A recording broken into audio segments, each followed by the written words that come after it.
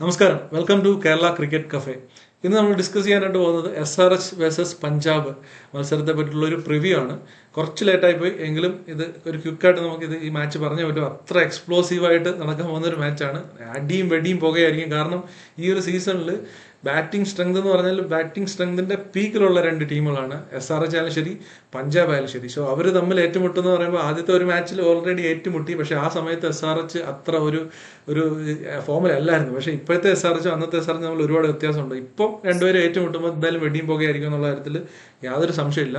രണ്ട് ടീം ഒരു തോൽവിയിൽ നിന്നാണ്, ഒരു പരാജയത്തിന് ശേഷമാണ് ഈ ഒരു മത്സരത്തിലേക്ക് വരുന്നത്. SRH ആണെന്നുണ്ടെങ്കിൽ 5 മത്സരങ്ങൾ ജയിച്ചു വന്നിട്ട് ഒരു മത്സരം പരാജയപ്പെട്ടിട്ടാണ് ഇതിലേക്ക് വരുന്നത്. അതുപോലെ പഞ്ചാബ് ആണെന്നുണ്ടെങ്കിൽ തുടർച്ചയായിട്ട് 7 മത്സരങ്ങൾ ജയിച്ചിട്ട് പിന്നീട് 2 മത്സരങ്ങൾ തോറ്റിട്ടാണ് ഈ ഒരു മത്സരത്തിലേക്ക് വരുന്നത്. സോ അതുകൊണ്ട് തന്നെ ഇന്റൻസിറ്റി ഹൈ ആയിരിക്കും. ഹൈദരാബാദിലാണ് ഈ മാച്ച് നടക്കുന്നത്. എന്തായാലും നമുക്ക് ഗ്രൗണ്ട് കണ്ടീഷൻസ്, പിച്ചിന്റെ കണ്ടീഷൻസ്, അങ്ങനെയുള്ള കാര്യങ്ങളൊക്കെ നമുക്ക് അരുൺ ബ്രോയിലേക്ക് വരാം. Welcome Arun bro. എന്താണ് വെടിയും പുകയായിരിക്കുമല്ലോ നാളെ?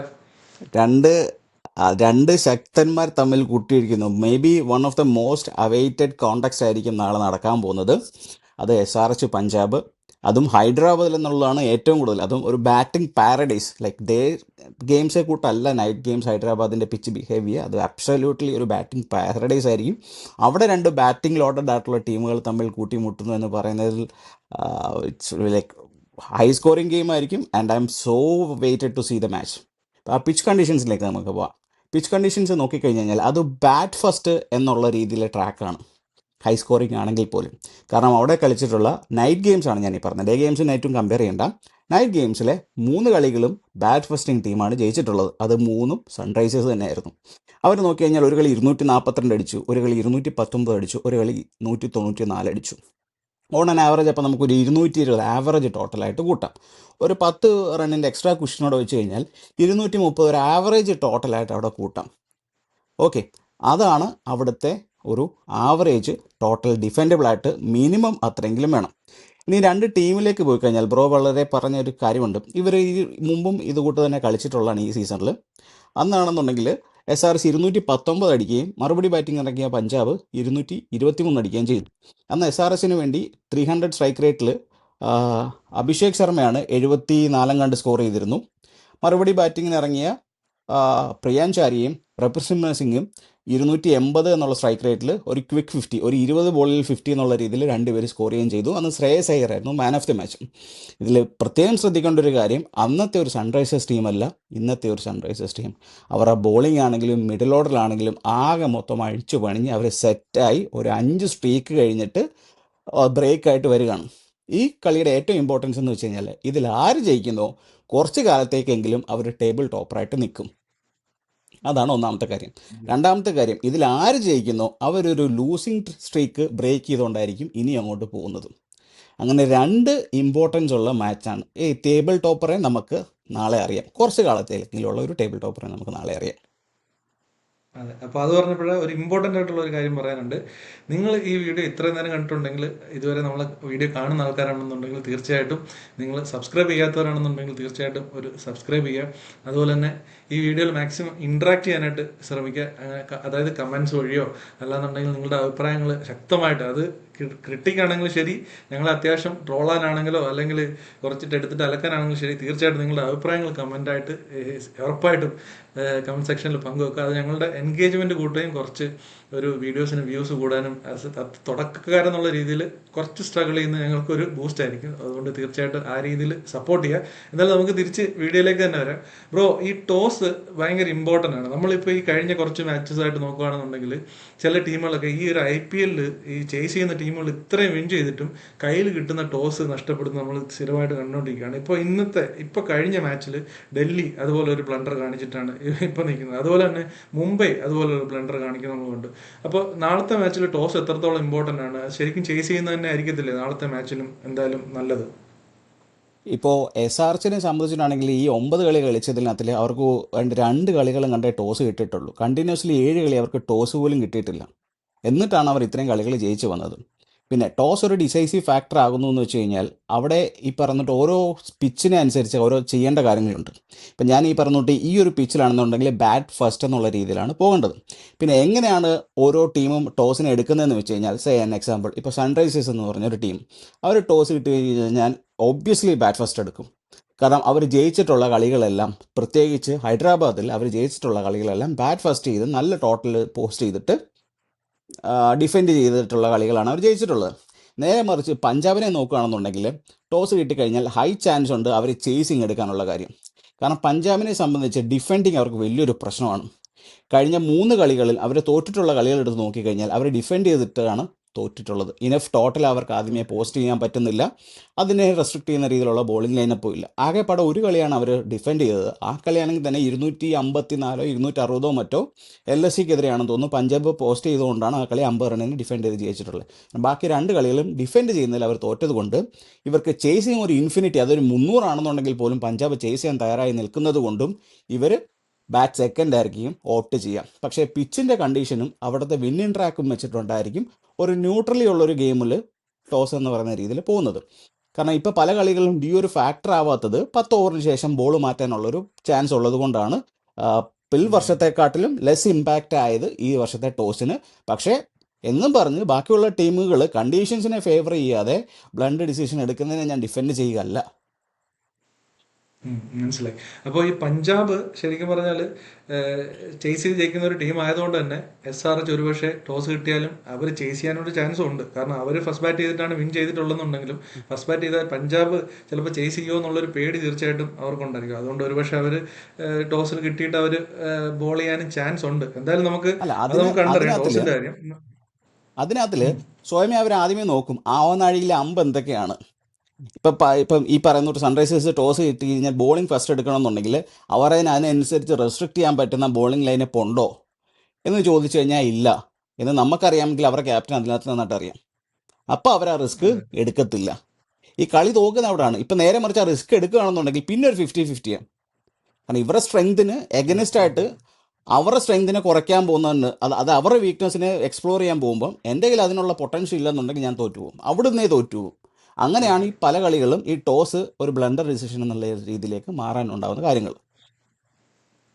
ഓക്കെ, അപ്പോൾ നമുക്ക് എന്തായാലും ഒരു പ്ലേയിങ് 11ലേക്ക് വരാം. പഞ്ചാബിനെ സംബന്ധിച്ച് നോക്കുകയാണെന്നുണ്ടെങ്കിൽ കഴിഞ്ഞ പ്രാവശ്യത്തെക്കാട്ടിൽ കുറച്ചുകൂടെ, കഴിഞ്ഞ മാച്ചിനെക്കാട്ടിൽ കുറച്ച് വ്യത്യാസം വരാനുള്ള ശശാങ്ക് സിംഗ് പരിക്ക് കഴിഞ്ഞിട്ട് ടീമിലേക്ക് തിരിച്ചു വരാനായിട്ടുള്ള ചാൻസ് ഉണ്ട്. അപ്പോൾ ഏറ്റവും വലിയൊരു ചോദ്യം എന്താണെന്ന് വെച്ചാൽ ശശാങ്ക് സിംഗ് തിരിച്ചു വരുമ്പോൾ ഈ സൂര്യൻ ഷെഡ്ജ് എന്ന് പറഞ്ഞ പ്ലെയർ കഴിഞ്ഞ മാച്ചിൽ നന്നായിട്ട് പെർഫോം ചെയ്തതാണ്. അപ്പോൾ സൂര്യൻ ഷെഡ്ജിനെ മാറ്റിയിട്ട് ശശാങ്ക് സിംഗ് തിരിച്ചു വരുമോ, അതോ നെഹൽ വധേര ഈ സീസണിൽ വളരെ മോശം പെർഫോമൻസ് ഉള്ള ഒരു പ്ലെയറാണ്, സോ നെഹൽ വധേരയെ മാറ്റിയിട്ട് ശശാങ്ക് സിംഗ് ടീമിലേക്ക് വരുമോ? അവിടെ ഒരു കാര്യങ്ങളുണ്ട്, നെഹൽ വധേര ഒരു ലെഫ്റ്റ് ഹാൻഡറാണ്, അവരുടെ ലോവർ മിഡിൽ ഓർഡറിൽ ഒരു ലെഫ്റ്റ് ഹാൻഡറിനെ നഷ്ടപ്പെടും. സോ ഏത് തരത്തിലുള്ള ഡിസിഷൻ ആയിരിക്കും പഞ്ചാബ് ഒരു പ്ലേയിങ് 11 എടുക്കാനായിട്ട് പോകുന്നത്? അതിനകത്തിൽ കോച്ചിൻ്റെ ഒരു ഇൻവോൾവ്മെൻറ്റ് വളരെ കൂടുതലല്ല. ഇപ്പം പോണ്ടിങ് എന്ന് പറഞ്ഞൊരു coach left and right combination അധികം ഫേവർ ചെയ്യുന്നൊരു ടീമല്ല, അത് ഒരു കോച്ചല്ല. അപ്പം അതുകൊണ്ട് ഹൈ ലൈക്ലി നെഹൽ വധേര ആയിരിക്കും പുറത്തിരിക്കുക. കാരണം നെഹൽ വധേരയുടെ ഈ ടൂർണമെൻറ്റിൻ്റെ ആവറേജ് എന്ന് പറയുന്നത് 10.2 10.3 മറ്റോ ആണ്. അതും സ്ട്രൈക്ക് റേറ്റ് എന്ന് പറയുന്നത് 130 140 മറ്റോ ആണ്. ഒരു കളി അങ്ങാണ്ട് ബാറ്റ് ചെയ്യായിരുന്നുള്ളൂ. അപ്പം അങ്ങനെ ഒരു ആവറേജ് ഉള്ള പ്ലെയറിന് ഒബ്വിയസ്ലി ഒരു ചാൻസ് കിട്ടിക്കഴിഞ്ഞാൽ പുറത്തിരുത്തിട്ട് അവരുടെ ട്രസ്റ്റബിൾ ആണ് ശശാങ്ക് എന്ന് പറയുന്നത്, അവരുടെ ബാങ്കാണ് ശശാങ്ക് എന്ന് പറയുന്നത്. ഇപ്പം എത്രയൊക്കെ ക്യാച്ച് ഡ്രോപ്പ് എന്ന് പറഞ്ഞാലും അവർ ശശാങ്കിനോടുള്ള ട്രസ്റ്റ് കളയത്തില്ല. പുള്ളിയെ ഈസിലി വാക്ക് ഇൻ ആവും പുള്ളി അവൈലബിൾ ആണെന്നുണ്ടെങ്കിൽ. ബോളിങ്ങിലാണെങ്കിൽ തന്നെ വലിയ ചേഞ്ചസ് ഉണ്ടാവില്ല. അവർ സെയിം ബോളിംഗ് ലൈനപ്പ് കൊണ്ടായിരിക്കും നാളത്തെ കളിക്ക് ഇറങ്ങുകയും ചെയ്യുക. ഓക്കെ, അവരെന്തായാലും ഈ വധേരെ പുറത്തിരുത്തുകയാണെന്നുണ്ടെങ്കിൽ ഇനി സീസണിൽ മുന്നോട്ട് ഈ സൂര്യൻ ഷെഡ്ജിനെ തന്നെ അവർ കളിപ്പിക്കേണ്ടതായിട്ട് വരും. കാരണം വധേരെ സംബന്ധിച്ച് ഒരു സീനിയർ, കമ്പാരിറ്റീവ്ലി ഒരു സീനിയറാണ്, ആ ഗ്രൂപ്പിൽ കുറച്ചും കൂടെ നേരത്തെ ഉള്ള ഒരു പ്ലെയറാണ്. ബോളിങ്ങിൽ പ്രത്യേകിച്ച് മാറ്റങ്ങളൊന്നും ഉണ്ടാകാനായിട്ടുള്ള ചാൻസ് ഇല്ല. ബ്രാത്ത്വെറ്റ് തന്നെ ആയിരിക്കും, ഫെർഗൂസൺ വരാനുള്ള ചാൻസ് ഇല്ല, ഹർഷ് സിംഗ്, വൈശാഖ് അവരൊക്കെ തന്നെ ആയിരിക്കും. ചാഹൽ സൺ impact sub as a spinner വരും. സോ കുറെ ഇനി നമുക്ക് SRHന്റെ ഒരു ടീമിലേക്കും കൂടെ പോകാം. SRHനകത്ത് എന്താണ് നിതീഷ് കുമാർ റെഡ്ഡി തിരിച്ചു വരാനുള്ള ചാൻസ് ഉണ്ടോ? അതെ, ഞാൻ റിപ്പോർട്ടുകൾ വായിച്ചപ്പോൾ നിതീഷ് കുമാർ റെഡ്ഡി അടുത്ത കളി കളിക്കുമെന്നാണ് കണ്ടത്.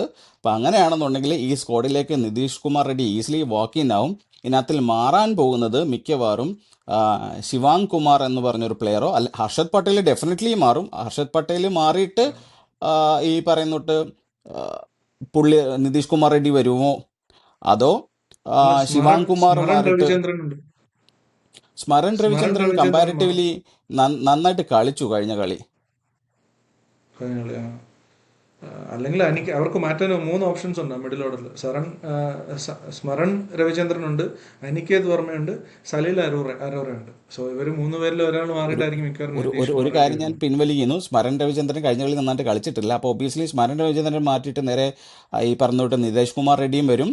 നേരെ മറിച്ച് ഹർഷദ് പട്ടേൽ പുറത്തോട്ട് പോയിട്ട് നേരെ പ്രഫുല്ലും ടീമിലേക്ക് വരും. ആ 2 ചേഞ്ചസ് ആണ് ഞാൻ SRH നോക്കി കാണുന്നത്. അവർ ശിവാങ് കുമാറിനെ കീപ്പ് ചെയ്യും, കാരണം കഴിഞ്ഞ കളി അത്യാവശ്യം നല്ല എക്കോണമിക്കലായിട്ട് ബോൾ ചെയ്യുകയും ചെയ്തു, വിക്കറ്റ് എടുക്കുകയും ചെയ്തു എന്നുള്ളൊരു ഫാക്ടർ കൊണ്ട് പുള്ളിയെ കീപ്പ് ചെയ്യാനായിരിക്കും ചാൻസ് കൂടുതൽ. ഈ ഒരു പിച്ച് ഇപ്പൊ ഇന്നലത്തെ മാച്ചിൽ ഇപ്പൊ ഡൽഹി നമ്മൾ ഹൈ സ്കോറിംഗ് വെന്യൂ ആണെന്ന് പറഞ്ഞെങ്കിലും ഒരു പിച്ച് അവർ കളിച്ച പിച്ച് വളരെ ബുദ്ധിമുട്ടുള്ള ഒരു പിച്ചായിരുന്നു. അപ്പൊ അങ്ങനെ എന്തെങ്കിലും സിനാരിയോ ഉണ്ടെന്നുണ്ടെങ്കിൽ ഒരുപക്ഷെ ഹർഷ് ദൂബിയെ കളിക്കാനായിട്ടുള്ള ചാൻസ് ഇല്ലേ? SRHന്റെ ഒരു ട്രാക്കേ ഉള്ളൂ, സ്ലോ ട്രാക്ക്. അതൊരിക്കലും ഇവർക്കെതിരെ കൊടുക്കത്തില്ല. അത് നൈറ്റ് ഗെയിംസിൽ അത് പൊതുവേ എടുക്കാറുമില്ല. അത് ഈ പറഞ്ഞോട്ട് ഈവനിങ് ഗെയിംസിൽ അത് പ്രിഫർ ചെയ്യാറുള്ളൂ. അതുകൊണ്ട് നൈറ്റ് ഗെയിംസിൽ പൊതുവേ ബാറ്റ് ഫസ്റ്റ് അല്ലെ പ്യുയർ ബാറ്റിംഗ് ട്രാക്ക് ആയിരിക്കും കൊടുക്കുക. അപ്പോൾ അതിലേക്ക് തന്നെ നോക്കിക്കഴിഞ്ഞ് കഴിഞ്ഞാൽ അവിടുത്തെ ഏറ്റവും കൂടുതൽ ഡിസൈസീവ് ഫാക്ടർ എന്ന് പറയുന്നത് 1 to 6 ഓവർ പവർ പ്ലേയിലാണ്. പവർ പ്ലേയിൽ ആര് കൂടുതൽ സ്കോർ ചെയ്തോ അവരെ അവിടെ ജയിച്ചിട്ടുള്ളൂ. ഇപ്പോൾ SRH ആണെങ്കിൽ ആദ്യത്തെ കളി 50 സ്കോർ ചെയ്തു, എതിർ ടീം 40 എടുത്തുള്ളൂ, അന്ന് SRH ജയിച്ചു. രണ്ടാമത്തെ കളി SRH 67 സ്കോർ ചെയ്തു, എതിർ ടീം 59 എടുത്തുള്ളൂ, അന്ന് സ്കോർ ചെയ്തു. മൂന്നാമത്തെ കളി 75 സ്കോർ ചെയ്തു, മറ്റേ ടീം 76 സ്കോർ ചെയ്തെങ്കിലും വിക്കറ്റ് കൂടുതൽ പോയി. അപ്പോൾ അങ്ങനെ നോക്കുകയാണെന്നുണ്ടെങ്കിൽ power play going to be a decisive factor. ഇപ്പോൾ ഈ 2 ടീമിനും ഒരു പ്രധാന തലവേദന എന്ന് പറയുന്നത് അവർ ടോപ്പ് ഹെവി ഡിപ്പെൻഡൻ്റ് ആയിട്ടുള്ള ടീംസാണ്. ആദ്യത്തെ ഒരു 3 പേര് അല്ലെ ആദ്യത്തെ ഒരു 4 പേരെ ഓവറായിട്ട് ഡിപ്പെൻഡ് ചെയ്യുന്ന ടീമാണ്. ഒരു ഇൻകൺസിസ്റ്റൻ്റ് അല്ലെങ്കിൽ ഇൻഎക്സ്പീരിയൻസ്ഡ് മിഡിൽ ഓർഡറുമായിട്ടാണ് 2 ടീമും ഇറങ്ങുന്നത്. അതും ഒരു വലിയ പ്രശ്നം തന്നെയാണ് 2 ടീമിനെ സംബന്ധിച്ച് നോക്കുമ്പോൾ. അതായത് SRH കളിച്ചിട്ടുള്ള കളികൾ ഏതൊരു ഹഡ്, അഭിഷേക്, ഈശാൻ അല്ലെ ക്ലാസൻ, അവരിൽ നിന്നൊരു എക്സ്പ്ലോയിനസ് വേണം. നേരെ മറിച്ച് ഇപ്പുറത്ത് ജയിച്ചിട്ടുള്ള കളികൾ പ്രിയൻചാരിയ, പ്രസുമ്രൻ, കുപ്പർ കോൺലി, ശ്രേയസ് അയ്യർ, ഇവരൊന്ന് എക്സ്പ്ലോർ ചെയ്യണം. അതില്ലാത്ത മിഡിൽ ഓർഡറിലെ ടെസ്റ്റ് ചെയ്ത കളികളെല്ലാം 2 ടീമുകളും തോറ്റിട്ടേ ഉള്ളൂ. അതിലൊരു അപവാദം എന്ന് പറയുന്നത് ഒരുപക്ഷെ സ്റ്റോയിനിസ് മാത്രമായിരിക്കും. കാരണം സ്റ്റോയിനിസ് ഇപ്പോൾ കഴിഞ്ഞ 2-3 മാച്ചസ് ആയിട്ട് കൺസിസ്റ്റന്റ് ആയിട്ട് അവർക്ക് ഒരു ലോവർ മിഡിൽ ഓർഡറിൽ പെർഫോം ചെയ്യുന്നുണ്ട്. അതുകൊണ്ടാണ് പല മാച്ചുകളും ഒന്ന് രക്ഷപ്പെട്ടു പോയി. ഇല്ലെങ്കിൽ കുറച്ചും കൂടെ ലോ സ്കോറിലേക്കൊക്കെ പഞ്ചാബ് പോകേണ്ട അവസരം ഉണ്ടായിരുന്നു. അപ്പോൾ അതാണ്. അതിനു മുമ്പ് ബ്രോ എന്തോ ഒരു കാര്യം പറയണമെന്ന് പറഞ്ഞിരുന്നല്ലോ അതെ അതെ വ്യൂവേഴ്സിനോട്. അതെ, ഞാൻ പറയാൻ വിട്ടുപോയി, സോറി. പറയാൻ ഉദ്ദേശിച്ച കാര്യം എന്താണെന്ന് വെച്ച് കഴിഞ്ഞാൽ നമ്മൾ ഈ വീക്കെൻഡ്സിൽ ഒരു ഒരു 2-3 ടീമിനെ റെപ്രസെൻറ്റ് ചെയ്തുകൊണ്ട് കുറച്ച് ആൾക്കാരുമായിട്ട് ഒരു ഗ്രൂപ്പ് ഡിസ്കഷൻ ഇതേക്കൂട്ട് ഓൺലൈൻ പ്ലാറ്റ്ഫോമിൽ കൂടെ ലോഞ്ച് ചെയ്യാൻ താല്പര്യപ്പെടുന്നുണ്ട്. അതിലേക്ക് നമ്മൾ ആൾക്കാരെ ക്ഷണിക്കുകയാണ്. നിങ്ങൾക്ക് ഇൻട്രസ്റ്റഡ് ആണെന്നുണ്ടെങ്കിൽ നിങ്ങളുടെ പേര്, നിങ്ങൾ ഏത് ടീമിനെ ഫേവർ ചെയ്യുന്നു, നിങ്ങളുടെ ഒരു കോൺടാക്ട് ഡീറ്റെയിൽ, ഏതൊരു മൊബൈൽ നമ്പർ അല്ലെങ്കിൽ മെയിൽ ID, അതുകൂട്ട് നിങ്ങൾ ഫേവർ ചെയ്യുന്ന ടീമിൻ്റെ സ്ട്രെങ്ത് എന്താണ്, വീക്ക്നെസ് ഒക്കെ എന്താണ്, അതുകൂട്ട് ഏത് രീതിയിലാണ് അവർ അലൈൻമെൻറ്റ് ചേഞ്ച് ചെയ്യേണ്ടത്, ഇനി ഗോയിങ് ഫോർവേഡ് അവർ എന്തൊക്കെ മാറ്റങ്ങളാണ് വരുത്തേണ്ടത്, നിങ്ങൾ അവരെ എവിടെ എത്തിക്കാൻ, അല്ലെ അടുത്ത സീസണിലേക്ക് അവരെവിടെ കാണുന്നു, അല്ലെങ്കിൽ ഈ സീസണിൽ അവർ എന്തൊക്കെ ചെയ്യുന്നു എന്നുള്ളൊരു ഷോർട്ട് നോട്ട്സ് ഒന്ന് നമ്മുടെ വീഡിയോയിൽ പോസ്റ്റ് ചെയ്യുക. കാരണം വേറെ ഒന്നും കൊണ്ടല്ല, നമ്മളത് ഗോ ത്രൂ ചെയ്തിട്ടായിരിക്കും ഒബിയസ്ലി ആൾക്കാരെ ഇൻവൈറ്റ് ചെയ്യുക. ഈ ഒരു വീഡിയോയിലോട്ട് മാത്രമായിട്ട് അത് പോസ്റ്റ് ചെയ്യാൻ ശ്രമിക്കരുത്. നിങ്ങളത് കോപ്പി ചെയ്ത് ഒരു ക്ലിപ്പ് ബോർഡിൽ വെച്ചിരിക്കുക. കാരണം വരും വീഡിയോസിലും അത് പോസ്റ്റ് ചെയ്യുക. വേറെ ഒന്നും കൊണ്ട് പറയാനുള്ള കാര്യം വെച്ചാൽ, ഇൻ കേസ് നമ്മൾ ഈ വീഡിയോയിൽ നിങ്ങളെ കാണാൻ പറ്റിയില്ലെന്നുണ്ടെങ്കിലും വരുന്ന വീഡിയോസെങ്കിലും നിങ്ങളുടെ ആ കമൻറ്റ് നമ്മുടെ ശ്രദ്ധയിൽപ്പെടാൻ വേണ്ടിയാണ്. ഇനിയുള്ള നമ്മൾ വീക്കെൻഡിലേക്കാണ് ഉദ്ദേശിക്കുന്നത്. വെള്ളിയാഴ്ച വരെ വീഡിയോസിൽ നിങ്ങളൊന്ന് പോസ്റ്റ് ചെയ്യുക. താല്പര്യമുള്ളവരെ നമ്മൾ ഡെഫിനറ്റ്ലി കോൺടാക്ട് ചെയ്യും. എന്നിട്ട് നമുക്ക് കൂടുതൽ ഈ കമ്മ്യൂണിറ്റി ഒന്ന് ബിൽഡ് ചെയ്യാനുള്ള ഒരു ശ്രമത്തിലാണ് നമ്മൾ. നിങ്ങളുടെ ഹെവിലി പാർട്ടിസിപ്പേഷൻ നമ്മൾ ആഗ്രഹിക്കുന്നുണ്ട്. അതെ. അപ്പോൾ കുറെ ഫാൻസിന്റെ ഇപ്പോൾ CSK വേഴ്സസ് RCB അങ്ങനെയുള്ള ഒരു അങ്ങോട്ടും ഇങ്ങോട്ടുള്ള ചെറിയ രീതിയിലുള്ള കോൺവെർസേഷൻ, ഒരു ചെറിയ രീതിയിലുള്ള ഒരസലൊക്കെയാണ് നമ്മൾ ഉദ്ദേശിക്കുന്നത്. അങ്ങനെ ആ തരത്തിലുള്ള വീഡിയോ ഉണ്ട്. എന്നാൽ നമുക്ക് വിഷയത്തിലേക്ക് തന്നെ തിരിച്ചു വരാം. ബ്രോ, മാച്ചപ്സ് ഉണ്ടല്ലോ ഈ ഒരു മാച്ചിൽ. ഹർഷ്ദീപ് സിംഗ് തീർച്ചയായിട്ടും ഇവരുടെ ഒരു SRHന്റെ ടോപ്പ് ഓർഡറിനെതിരെ ഹർഷ്ദീപ് സിംഗ്, യാൻസൺ, അല്ലാന്നുണ്ടെങ്കിൽ ബ്രോത്ത്ലെറ്റ്, ഇവരുടെ ഒരു പെർഫോമൻസ് തീർച്ചയായിട്ടും എങ്ങനെയായിരിക്കും ഹെഡിനെതിരെയൊക്കെ അവർ ബോൾ ചെയ്യുന്നത്. അതുപോലെ തന്നെ തിരിച്ച് അവരുടെ ബോളേഴ്സ് എങ്ങനെയായിരിക്കും ഇവരുടെ ടോപ്പ് ഹെവി ആയിട്ടുള്ള ഇവർ അങ്ങോട്ടും ഇങ്ങോട്ടും ഡീൽ ചെയ്യുന്നത് എന്നുള്ളൊരു കാര്യമുണ്ടല്ലോ. ഇതിനകത്തിൽ മാച്ചപ്സ് നോക്കിക്കഴിഞ്ഞാൽ ശ്രേയസ് അയ്യർ എന്ന് പറഞ്ഞൊരു പ്ലെയറിന് SRHനെതിരെ ഓൾറെഡി 550 പോസ്റ്റ് ചെയ്തിട്ടുള്ള പ്ലെയറാണ്. പിന്നെ ഇവരെ ലൈൻ ആൻഡ് ലെങ്ത് ആണ് എന്താണ് അതേ ഉള്ളൂ ഇതിനകത്ത് പറയത്തക്ക ഒരു മാച്ചപ്പ് ആയിട്ടുള്ളത്. ഇതിനകത്തിൽ എന്തായിരിക്കും അവർ ഓപ്പറേറ്റ് ചെയ്യാൻ പോകുന്നതെന്ന് നോക്കിക്കഴിഞ്ഞ് കഴിഞ്ഞാൽ ഈ പറയുന്ന തൊട്ട് ഈ ഹെഡിൻ്റെ ആണെന്നുണ്ടെങ്കിലും അതേകൂട്ട് തന്നെ അഭിഷേക് ശർമ്മയുടെ ആണെന്നുണ്ടെങ്കിലും എക്സ്പ്ലോയിറ്റ് ചെയ്യുക. അഭിഷേക് ശർമ്മ ആണെങ്കിൽ ഒബിയസ്ലി വൈഡ് ലെങ്ത് ഡീപ്പ് പോയിന്റിലേക്ക് സ്ലൈസ് ചെയ്യുമ്പോഴുള്ള ക്യാച്ച് എന്നുള്ള രീതിയിലായിരിക്കും ടാർഗറ്റ് ചെയ്യുക. അല്ലെങ്കിൽ അഭിഷേക് ശർമ്മയുടെ ബ്ലൈൻഡ് സ്പോട്ട് ആ ബോഡി ലെങ്തിൽ തൈസ് അല്ലെ ആ റിപ്പ് കേജിലോട്ട് പേസ് ഡെലിവറി കൊണ്ട് അറ്റാക്ക് ചെയ്യുന്ന രീതിയിലായിരിക്കും അഭിഷേക് ശർമ്മയെ കുരുക്കാൻ ശ്രമിക്കുക. ഹെഡിനാണെന്നുണ്ടെങ്കിൽ ഒരു തേർഡ് അല്ലെ ഫോർത്ത് സ്റ്റംപിലേക്ക് ഔട്ട് സ്വിംഗ് എന്നുള്ള രീതിയിൽ എക്സ്പ്ലോയിറ്റ് ചെയ്യാൻ ചാൻസ് ഉണ്ട്. അങ്ങനെയും കുറച്ച് തവണ റീസെൻ്റ്ലി ഔട്ടായിട്ടുണ്ട്. ഇതിലെല്ലാം ഉപരി അവരുടെ ടോപ്പ് ഓർഡറിലെ 3 ബാറ്റ്സ്മാന്മാരും പേസേഴ്സിൻ്റെ സ്ലോ ഡെലിവറീസിൽ ഔട്ടായ ഹിസ്റ്ററീസും ഒരുപാട് കൂടുതലാണ് റീസെൻ്റ്ലി. അതേപോലെ തന്നെ ടച്ച് എക്സ്പെൻസീവ് ആണെന്നുണ്ടെങ്കിലും ഓഫ് സ്പിന്നേഴ്സ് അവരുടെ വിക്കറ്റും റീസെൻ്റ്ലി കുറേ തവണ എടുത്തിട്ടുണ്ട്. അപ്പം ആ ഒരു 2-3 രീതിയിലായിരിക്കും ഇവർ അവരുടെ SRസിനെ കുരുക്കാൻ ഒരുക്കുന്ന കെണി. നേരെ മറിച്ച് ഇപ്പുറത്തേക്ക് വരുവാണെങ്കിൽ പ്രിയൻചാരിക്ക് ഒരു 4th 5th സ്റ്റംപിലുള്ള ലെങ്ത് ഡെലിവറീസ്, ഒരു 8 മീറ്റർ ലെങ്തിലുള്ള ഹിറ്റ് ദ ഡെക്ക് ഡെലിവറീസ് ഭയങ്കര വീക്ക്നെസ് ആയിട്ട് പിൽക്കാലത്ത് ആർച്ചർ സഹിതം അത് എക്സ്പ്ലോയിറ്റ് ചെയ്തു. ഈ റീസെൻ്റ്ലി അങ്ങനെയാണ് ഔട്ടായിരിക്കുന്നത്. ആ വഴിയും നോക്കും. അതേക്കൂട്ട് പ്രിയൻചാരി ആണെന്നുണ്ടെങ്കിലും ഡ്രൈവിലേക്ക് വിടാതെ, പ്രിയൻചാരി വെച്ചാൽ mostly front foot committed player ആണ്. പുള്ളി ഒരു ഫ്രണ്ട് ഫുട്ടിലേക്ക് വിടാതെ ഒരു ബാക്ക് ഫുട്ട് തന്നെ ലോക്ക് ചെയ്തുകൊണ്ട് ഏതർ നിക്ക് അല്ലെങ്കിൽ പേസ് ഓഫ് ഡെലിവറീസ് നടത്തി ഒരു അല്ലാത്ത ഒരു ലൈക്ക് എഡ്ജ് ചെയ്ത് മുകളിലോട്ട് പോയി ഒരു ഡീപ്പ് ഏരിയയിൽ ഏതെങ്കിലും പിടിക്കുന്ന രീതിയിലായിരിക്കും അവരെ രണ്ടുപേരെയും സെറ്റ് ചെയ്യാം. ബാക്കി താഴോട്ടുള്ള കൂപ്പർ കോൺലി ഒന്നും ഷോർട്ട് ബോൾസിനൊന്നും ട്രൈ ചെയ്തില്ല. കാരണം കൂപ്പർ കോൺലിയൊക്കെ ഓസ്ട്രേലിയ കളിച്ച് നല്ല എക്സ്പീരിയൻസ് ഉള്ള പുള്ളിക്കൊന്നും അങ്ങനെ ഷോർട്ട് ബോൾ വീക്ക്നെസ് ഒന്നുമില്ല. ഒരു സീം അപ്പ് ഡെലിവറി ആയിരിക്കും മിക്കവാറും പുള്ളിക്കെതിരെ നോക്കുക. ശ്രേയസ് അയ്യർ റീസെൻ്റ്ലി ബോഡി ലൈനിലെ 4th 5th വരുന്ന ഷോർട്ട് ബോൾസ് ഒരു വീക്ക്നെസ് കാണിക്കുന്നുണ്ട്. അതായിരിക്കും എക്സ്പ്ലോയിറ്റ് ചെയ്യാൻ ശ്രമിക്കുക. പക്ഷേ താഴോട്ടുള്ള മിഡിൽ ഓർഡറിന് ഷോർട്ട് ബോൾ ഭയങ്കര വീക്ക്നെസ് ആണ്. അതായിരിക്കും തീർച്ചയായിട്ടും. മോസ്റ്റ് അതുപോലെ തന്നെ പ്രോബബ്ലി അവരെ എക്സ്പ്ലോയിറ്റ് ചെയ്യുക. അതിന് പറ്റിയ അതെ ബോളിംഗ് ലൈനപ്പാണ് SRസിന് ഉള്ളത്. അതെ അതെ. അതുപോലെ തന്നെ സ്പിന്നേഴ്സ് ചാഹലിന്റെ ഏറ്റവും വലിയ ഒരു ഇത് ക്ലാസിനായിട്ടുള്ള ഒരു ക്ലാഷ് ആയിരിക്കും. ചാഹൽ വേഴ്സസ് ക്ലാസൻ എന്തായാലും നല്ലൊരു മാച്ചപ്പ് ആയിരിക്കും അല്ലേ? ഇപ്പോഴത്തെ ഫോമിൽ Klaasen will definitely go against Chahal. മിക്കവാറും ക്ലാസ് നിൽക്കുന്നതുകൊണ്ട് ചഹലിനെ എറിയിപ്പിക്കാത്ത രീതിയിൽ വരെ മേ ബി ശ്രേയസ് അയ്യർ ചിന്തിച്ചേക്കാം. കാരണം Klaasen is back to his prime. അതിൻ്റെ ഗ്ലിംസസ് പല കളികളും കണ്ടിട്ടുണ്ട്. മിക്സ് എക്സിക്യൂഷൻ വഴിയാണ് കഴിഞ്ഞ കളി ഔട്ടായി പോയത്. നമ്മൾ പറഞ്ഞു ക്ലാസൻ ഏറ്റവും കൂടുതൽ ബോൾ ഫേസ് ചെയ്യുന്നു, അത്രത്തോളം ഡേഞ്ചറസ് ആയി വരുത്തതേ ഉള്ളൂ. അപ്പം അതൊരു മാച്ചപ്പായിട്ട് പോലും എനിക്ക് തോന്നുന്നില്ല. Klaasen will definitely go against Chahal. Okay. എനിക്ക് തോന്നുന്നത് മിക്കവാറും ശ്രേയസ് അയ്യർ അത് യൂസ് ചെയ്യുന്നത് തന്നെയാണ്. പക്ഷെ കാരണം എന്താ വെച്ചാൽ ചാഹൽ കുറച്ച് ഫോമാണെന്ന്, ചാഹൽ ഈസ് ചാഹൽ IPL ഏറ്റവും ടോപ്പ് വിക്കറ്റ് ടേക്കറാണ്. മിഡിൽ ഓവേഴ്സിൽ കൃത്യമായിട്ട് വിക്കറ്റ് എടുത്ത് കൊടുക്കുന്ന ആളാണ്. സോ എൻ്റെ ഒരു ഇത് വെച്ചിട്ട് ക്ലാസ്സിനെ ചാഹൽ പൊക്കോ തന്നെയാണ് തോന്നുന്നത്. എന്തായാലും നമുക്ക് നോക്കാം. അതിലും എന്നാൽ ഉപരി വേറെ എന്തെങ്കിലും ചഹലിനെ കൊടുത്തില്ലെന്നുണ്ടെങ്കിലും സ്വാഭാവികമായിട്ടും ഉറപ്പായിട്ടും ശശാങ്ക് സിംഗിനെ ഈ ലെഫ്റ്റ് ഹാൻഡേഴ്സിനെതിരെ ഉറപ്പായിട്ടും ശ്രേയസ് അയ്യർ ട്രൈ ചെയ്യും. കൊടുക്കും? ട്രൈ ലെഫ്റ്റ് ഹാൻഡേഴ്സിനെതിരെ ട്രൈ ചെയ്യുമ്പോൾ ഇതുവരെയുള്ള അനുഭവം ഈ ഒരു IPL സീസണിൽ ലെഫ്റ്റ് ഹാൻഡേഴ്സിനെതിരെ ട്രൈ ചെയ്ത എല്ലാവർക്കും ദുരനുഭവങ്ങളാണ്. മാർക്രത്തിന് മാച്ച് ഷോട്ടിന് എല്ലാവർക്കും കിട്ടിയതാണ് ആവശ്യത്തിന്. കഴിഞ്ഞ അപ്പൊ അതുകൊണ്ട് ആ ഒരു അവസ്ഥ. കഴിഞ്ഞ മാച്ചപ്പിൽ പോലും രണ്ടുപേരെ ഔട്ടാക്കിയേക്കുന്നതും ശശാങ്കാണ്. അതെ. അല്ല, പക്ഷെ അത് പവർ പ്ലേയിലാണോ? പവർ പ്ലേയിലല്ല, മിഡിൽ അല്ലല്ല, ഓവേഴ്സിലല്ലേ? പവർ പ്ലേ കഴിഞ്ഞിട്ടാണ്. പവർ പ്ലേ കഴിഞ്ഞിട്ടാണ്. പക്ഷെ പവർ പ്ലേയിൽ വന്നു കഴിഞ്ഞാലുള്ള ഒരു പ്രശ്നമാണത്. നോക്കാം അത് അങ്ങനെ വരുവാന്നുള്ളത്. വേറെ എന്തെങ്കിലും ആഡ് ചെയ്യാനുണ്ടോ ബ്രോ? എനിക്ക് ഈ മാച്ച് ഇപ്പോൾ രണ്ട് ടീം തമ്മിൽ നോക്കുമ്പോഴത്തേക്ക് ഒരു എഡ്ജ് കൊടുക്കാനൊന്നും തോന്നില്ല. രണ്ട് ടീമും കട്ടക്ക് നിൽക്കുന്നതായിട്ട് തോന്നുന്നത്. എനിക്ക് ഒരു ഏത് അതെ, രീതിയിൽ നോക്കിയാലും ഒരു ഒരു similar kind of team. Exactly ഒരു ബാറ്റ് ഹെവി ആയിട്ട് ബാറ്റ് ഫസ്റ്റ് ചെയ്ത് പരിചയമുള്ള ഒരു ടീമും ബാറ്റ് സെക്കൻഡ് ജയിച്ച് പരിചയമുള്ള ടീമുമാണ്. അപ്പോൾ അവർ കൊളൈഡ് ചെയ്യുമ്പം അതെങ്ങനെയായിരിക്കും എന്നുള്ളത് നോക്കി തന്നെ കാണണം. പ്രത്യേകിച്ച് ഒരു എഡ്ജും ഒരു ടീമിനും ഇങ്ങനെയുള്ള ഗെയിംസിൽ കൊടുക്കാൻ പറ്റത്തില്ല. എഡ്ജ് കൊടുക്കാൻ പറ്റത്തില്ല തീർച്ചയായിട്ടും. പക്ഷെ എനിക്ക് ആഗ്രഹമുള്ളത് പഞ്ചാബ് ജയിക്കണമെന്നാണ്. പഞ്ചാബ് ജയിച്ച് പോയിന്റ് ടേബിളിന്റെ ടോപ്പിൽ പോയി ഇരിക്കണമെന്നാണ്. നമ്മള് മനസ്സിലായി. കപ്പടിക്കണമെന്ന് ആഗ്രഹിക്കുന്ന രണ്ട് ടീം, ഒരു ടീം പഞ്ചാബാണ്. ഡൽഹിയെ പിന്നെ നമ്മൾ പറഞ്ഞിട്ട് കാര്യമില്ല, ഉപേക്ഷിച്ച് ഡൽഹിയെ ഞാൻ വിട്ട് കളഞ്ഞ്. ഇന്നത്തെ കളിയോടെ, ചെന്നൈയായിട്ടുള്ള കളിയോടെ ഡൽഹിയുടെ പ്രതീക്ഷ ഞാൻ അവസാനിപ്പിച്ചു. കാരണം ഒരു രീതിയിലും രക്ഷപ്പെടാനുള്ള ഒരു ലക്ഷണവും ഡൽഹി കാണിക്കുന്നില്ല. അപ്പൊ പിന്നെ പൂർണ്ണമായിട്ട് പഞ്ചാബിന്റെ സൈഡിലേക്ക് മാറാം. പഞ്ചാബ് ടോപ്പിലേക്ക് പോയിരിക്കട്ടെ. RCB വരുമ്പോൾ കുറച്ചും കൂടെ ഒന്ന് ഉഷാറായിട്ട് ഇപ്രാവശ്യം കഴിഞ്ഞ വർഷത്തിന്റെ തിരിച്ച് പണി ഞങ്ങൾ കൊടുക്കണം. വരുന്നുണ്ട്. അവിടെ പോയി ഇരിക്കട്ടെ എന്നുള്ളത് കൊണ്ട് പഞ്ചാബ് ജയിക്കണം എന്നാണ് എൻ്റെ ആഗ്രഹം. എന്തായാലും നമുക്ക് നോക്കാം മാച്ച്.